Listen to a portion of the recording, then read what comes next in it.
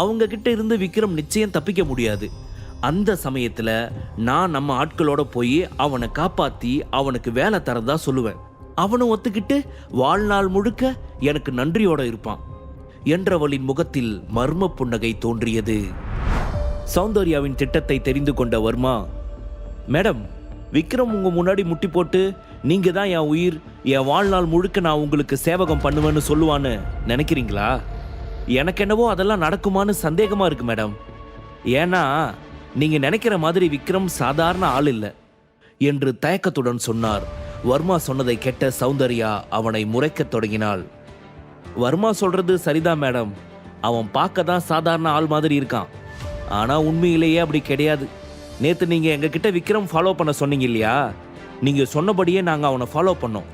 நேத்து நைட்டு விக்ரம அவங்க மாமியார் வீட்டை விட்டு விரட்டி விட்ட பிறகு அவன் மனோகர் ரியல் எஸ்டேட் கம்பெனியோட ஜெனரல் மேனேஜர் குமாரை மீட் பண்ணான். அவரோட பிருந்தாவன் காலனிக்கு போனான். அங்க செக்யூரிட்டி ரொம்ப டைட்டா இருந்துச்சு மேடம். அந்த இடம் முழுக்க சிசிடிவி கேமரா இருக்கு. அதனால அவன் உள்ள போய் என்ன பண்ணான், யாரை மீட் பண்ணான்னு எங்களால கண்டுபிடிக்க முடியல. அதுக்கு பிறகு நாங்க குமாரை மீட் பண்ணோம். அவரும் பெரிய பணக்காரர் தான், ஆனா அவர்கிட்ட இருந்து விக்ரம பத்தி எந்த தகவலையும் எங்களால தெரிஞ்சிக்க முடியல என்று சர்மா சொன்னார். என்னது, இந்த பிச்சைக்கார விக்ரம் பிருந்தாவன் காலனிக்கு போனானா? வீட்டை விட்டு வெளியே வந்ததும் சந்துரு அவனை அட்டாக் பண்ணுவான்னு பயந்துருப்பான், அதனால யார்கிட்டயாவது ஹெல்ப் கேட்டிருப்பான்னு நினைக்கிறேன் என்று குறுக்கும் நெடுக்கும் நடந்தபடி சௌந்தர்யா யோசித்தாள். மேடம், விக்ரம் எவ்வளவு திறமசாலின்னு உங்களுக்கு தெரிஞ்சிருக்கு, ஆனா அந்த புருஷோத்தமன் குடும்பத்தால அவன் திறமையை ரெகக்னைஸ் பண்ண முடியல. உண்மையில விக்ரம் குப்பையில கடந்த வைரம் மாதிரி என்று அவளுக்கு பின்னால் நின்று இருந்த விஸ்வேஸ்வர் சொன்னான். புன்னகைத்த சௌந்தர்யா, இனிதான் நீங்க என்னோட ஆட்டத்தை பார்க்க போறீங்க என்றாள். மறுபுறம் ஜோதி டவர்ஸுக்குள் நுழைந்த விக்ரம் சீனியர் எக்ஸிகியூட்டிவ் இருக்கும் தளத்திற்கு வந்தான். விக்ரம், உனக்கு இங்க இருக்கிற ரூல்ஸ் பத்தி எதுவும் தெரியாதா? நாங்க உன்னோட ஹையர் அபிஷியல்ஸ், எங்களுக்கு மரியாதை கொடுக்கணும்னு கூட அவனுக்கு தெரியாது என்று யஷ்வந்த் கேட்டார். என்ன சொல்லணுமோ சொல்லுங்க என்று விக்ரம் கூலாக கேட்டான். எவ்வளவு திமிரு உனக்கு? இந்த கம்பெனியோட 2 சீனியர் டைரக்டர் இங்க இருக்காங்க, அவங்க முன்னாடியே நீ இவ்வளவு திமிரா பேசுவியா என்று சீனியர் எக்ஸிகியூட்டிவ் கோபமாக கேட்டார். இந்தா விக்ரம், லாயர் நோட்டீஸ் என்று யஷ்வந்த் விக்ரமிடம் ஒரு பேப்பரை நீட்டினான். விக்ரம் அந்த பேப்பரை எடுத்து படிக்க தொடங்கினான். அது லால் குடும்ப வக்கீல் அனுப்பியிருந்த நோட்டீஸ்.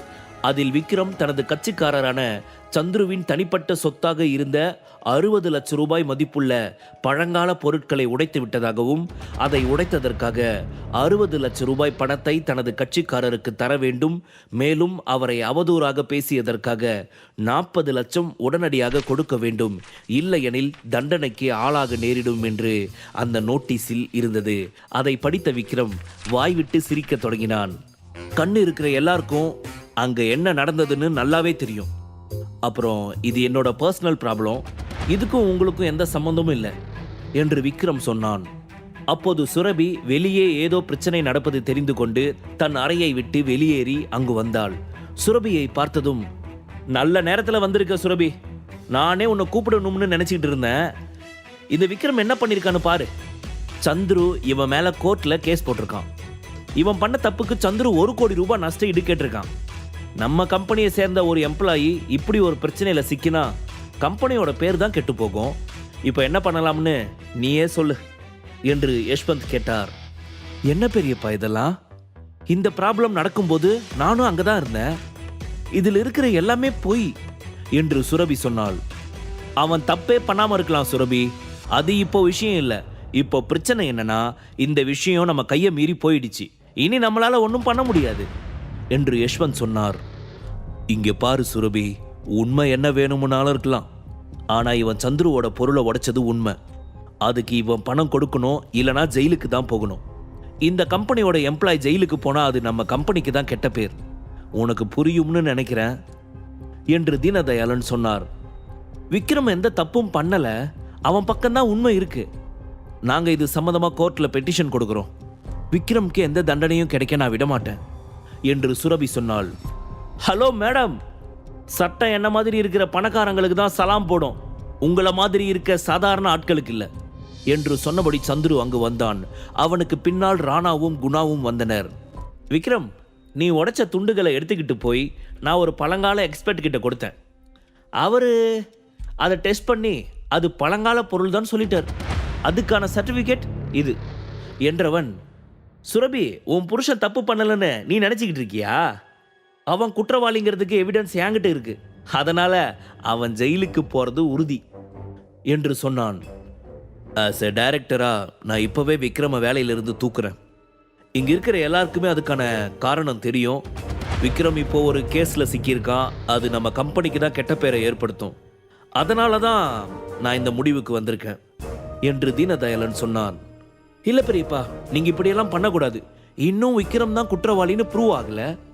நாங்கள் சந்துருக்கு எதிராக கேஸ் போட போகிறோம் என்று சுரபி சொன்னாள். ஏற்கனவே இவன் மாமியார் இவனை வீட்டை விட்டு வெளியில் துரத்திட்டாங்க. இப்போ வேலையும் போயிடுச்சு. இதுக்கப்புறம் அவன் எப்படி நான் கேட்ட 1 கோடி ரூபாய் நஷ்டஈடை கொடுக்க முடியும்? பேசாமல் ஒன்று பண்ணலாம். அவன் என் காலில் விழுந்து மன்னிப்பு கேட்டால் நான் கேஸை வாபஸ் வாங்கிக்கிறேன். அவனோட வேலையும் திருப்பி கொடுக்க சொல்கிறேன். உன் புருஷனை என் காலில் விட சொல்லு என்று சந்துரு நக்கலாக சொன்னான். இதை கேட்டதும் தீனதயாளன் மற்றும் யஷ்வந்த் இருவரின் முகத்திலும் புன்னகை தோன்றியது. இதுதான் விக்ரமிற்கு சரியான தண்டனையாக இருக்கும் என்று அவர்கள் நினைத்தார்கள். இவன் எப்படியெல்லாம் எங்களை இன்சல்ட் பண்ணியிருப்பான், இன்னைக்கு இவன் சந்துரு காலில் விழட்டும் என்று அவர்கள் நினைத்தார்கள். என்னது, உன் காலில் விழுந்து மன்னிப்பு கேட்கணுமா? அதுக்கு வேற ஆளை பாரு என்று விக்ரம் சொன்னான். அதை கேட்டு அவர்கள் மூவரும் அதிர்ச்சி அடைந்தனர். உனக்கு எவ்வளவு தைரியம் இருந்தா அவர்கிட்டயே இப்படி பேசுவ என்று தீனதயாளன் கேட்டார். இன்னும் எதுக்காக அவங்கிட்ட பேசிக்கிட்டு இருக்கீங்க? ஃபர்ஸ்ட் செக்யூரிட்டிக்கு கால் பண்ணி இவனை வெளியில துரத்துங்க என்று சந்துரு தீனதயாளனிடம் சொன்னான். அவன் சொன்ன அடுத்த கணம், செக்யூரிட்டி இங்க வாங்க, முதல்ல இந்த விக்ரம கழுத்தை பிடிச்சி வெளியில தள்ளு. விக்ரமை கவலையுடன் பார்த்த சுரபி, பெரியப்பா இதெல்லாம் ரொம்ப தப்பு. விக்ரம் நம்ம கம்பெனியோட எம்ப்ளாய். ஆனால் இந்த சந்துரு யாரோ ஒருத்தன். அவன் சொல்றதுக்காக நீங்கள் இப்படி பண்ணக்கூடாது.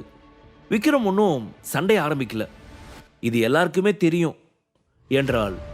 அப்போது சுரபியை பார்த்து வஞ்சகமாக புன்னகைத்த சந்துரு, சுரபி நான் வேணும்னா உனக்கு இன்னொரு ஆஃபர் தரட்டுமா? நீ என் கூட கேண்டில் லைட் டின்னருக்கு வந்தா நான் உன் புருஷன் விக்ரமை விட்டுடுறேன் என்றான்.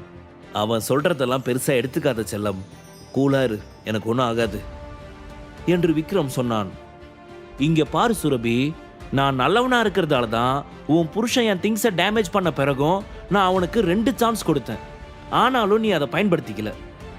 இனி என்ன குறை சொல்லாதீங்க என்ற சந்துரு பின்னர், செக்யூரிட்டி இங்க என்ன படமா காட்டிக்கிட்டு இருக்காங்க? வாயை பொளந்து பார்த்துக்கிட்டு இருக்கீங்க. முதல்ல இவனை கழுத்தை பிடிச்சி வெளியில தள்ளுங்க என்றான். அவன் சொன்னதை கேட்ட செக்யூரிட்டிகள் விக்ரமை நோக்கி சென்றனர். அவர்கள் விக்ரமை தொட்டதும், அப்படியே நில்லுங்க, இனி ஒரு அடி எடுத்து வச்சாலும் உங்க வேலை போறதோட உங்க உயிரும் போயிடும் என்ற குரல் அவர்கள் பின்னால் இருந்து கேட்டது. அந்த குரலை கேட்டதும் செக்யூரிட்டி உட்பட அங்கிருந்த அனைவரும் சிலை போல சமைந்து நின்றனர். முழு கதையையும் கேட்டு மகிழ பாக்கெட் FM ஆப்பை டவுன்லோட் செய்யுங்கள். லிங்க் டிஸ்கிரிப்ஷனில் கொடுக்கப்பட்டுள்ளது.